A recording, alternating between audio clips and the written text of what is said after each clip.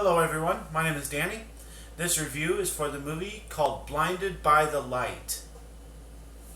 This is a 2019 film. It is rated PG-13. It runs almost 2 hours, an hour and 55 minutes or so. It's directed by Gurinder Chadha. Stars Vivek Kalra, Haley Atwell, and Rob Brydon. We'll go with Brydon. The description of this is from writer, director, producer Chadha comes the drama Blinded by the Light, set to the inspiring music and lyrics of Bruce Springsteen's timeless songs. Nice and simple. This is Blinded by the Light. Well, I'll tell you, I was moderately excited to go see this movie. We've had a lot of music incorporated, music themed movies in the last while, and so it's going to be hard to measure up, from now on. After we've had Bohemian Rhapsody, after we've had Elton John's movie, after we've had Yesterday. I just saw that a little while ago. And honestly, I was really excited to see this movie because I saw Yesterday a little while ago. And it's kind of on the same track. It's kind of foreign, in a foreign area. And, they have the accent and they still like this American group or British group or whatever. And, it just kind of has the same feel to it. Yesterday and Blinded by the Light. So, I think I liked Yesterday more, and obviously it came first, and sometimes that just helps, because then you have to compare the next one that comes along. And so I think Blinded by the Light was a little bit hurting by that fact, that it's coming out and it has to deal with a big music, thing out there, and it has to compare to these other movies that have come out about big music things. The bad things about this movie, I think, just a couple things. Like, I wouldn't call anything in this movie bad, per se. I'd call it very weird. It was a weird movie. It had some weird situations. Ways of doing things that I don't know why they chose to do it that way. The number one thing that bugged me after the movie was that we get to be introduced to our main character, Javed, and how he is Pakistani and how he lives in England or Britain, whatever you want to call it, and how he enjoys this American group once he's introduced to him, Bruce Springsteen. And we get to know him and realize that he's a writer. He does a lot of poetry writing. He does a lot of stories. He figures out how to get smarter in school and end up writing for the paper. It's really cool stuff. We get to a lot of introduction. We get to know him. We get to know his, what he wants to do as a young man is get a girlfriend, stuff like that. And, why he's friends with this one guy that he kind of grew up with and everything, like why they're friends. It's has a lot of nice times, has a lot of good knowledge about Javed.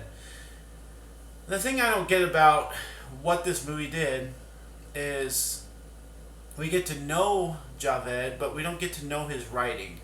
I'm not really sure why they didn't want to go that way. Like, they seriously are, like, letting us know about all this information so that we can discover why he is so in love with Springsteen that we don't get to know him at all. It's like the movie doesn't want us to really get to know him, just what situation he's in enough so that we can understand why he needs Springsteen in his life. And there's probably, I didn't count or anything, but it felt like 10 times we get to see him with a stack of papers, with a notebook, or we get to know that he wrote something, but we don't get to see that stuff. We don't get to see that side of him. We don't get to know how creative he is. We don't get to know how smart he is.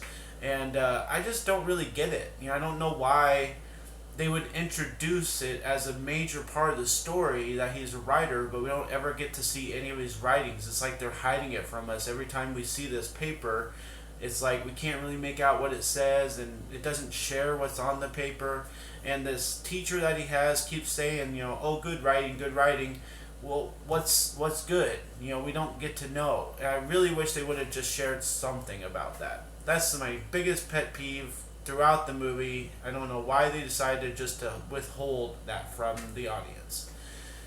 The other thing I just kind of felt like they did in a different way was the stuff that we saw in the previews. There's a couple scenes that were very much stand out as a preview scene, and literally it's the preview scene of what we've seen a million times, and then nobody says anything. They just walk out of the room. And that's not the point of putting out previews for your movie. It's supposed to be like giving people flashes of what happens in the movie, to give them an idea of what happens. It's not supposed to be, oh, I recognize this scene from a preview. Okay, we're at that point in the movie. They say their lines and then they walk out of the room. It's very awkward. And I just felt, it was very much, this scene, this scene, this scene. It kind of felt stagnant. It didn't seem to have much flow because they couldn't fill time. They couldn't have people just talk or say something as they exited the room to make it a little bit more flowing. As much as it's nice with the relationships in this movie between Javed and his sister, Javed and his best friend, the Pakistanis versus people who are rioting against having Pakistan people in their town, there's all kinds of stuff. There's lots going on. There's lots of politics. There's all kinds of stuff going on. It's a very full movie. And sometimes it feels like there's too much going on when they're trying to focus on at least Javed and Springsteen and their relationship and what it means, on a daily basis for him. And I think it's a little bit of a weird story that, like music would change somebody's life to make their everyday decisions against their family and against their friends and against life situations, like on a daily basis, what choice to make. Is a little bit on the far stretch side, but it was such a nice movie. It had all these great messages, and it had a really nice story, and really the way they did things was nice. And so I hope I'm not giving too much away, but honestly, it's a really nice movie. It's just a couple things that kind of bug you after watching it. Like, it's not the best film you've ever seen, but it's really nice and it's really enjoyable. So I think that's my major point. There's lots to talk about in this movie. You could talk about a million different things, and I just think that you need to kind of keep it simple. Did not know it's a true story. That was interesting to know at the end, but there's a lot of weird things about this movie. I'd call it a weird movie because the father and his ability to look for work and just some other things were a little off. There's a couple scenes here and there. I don't want to give everything away. I don't want to give anything away, but I think the Springsteen stuff is nice. I never have really been a big fan. I know how good he is. I understand that, but I never really cared for his voice. I never really listened to his songs. I do have certain rock groups that I really do follow, and I've gone and seen almost 10 times and stuff, but and Springsteen just was never like that for me. So I think being a general movie watcher and a general music fan, I appreciated this movie a lot. With everything that it has in it, with messages and political statements and seriousness and funniness and good family feelings and a nice ending scene and some details along the way. I think it was a pretty darn good movie.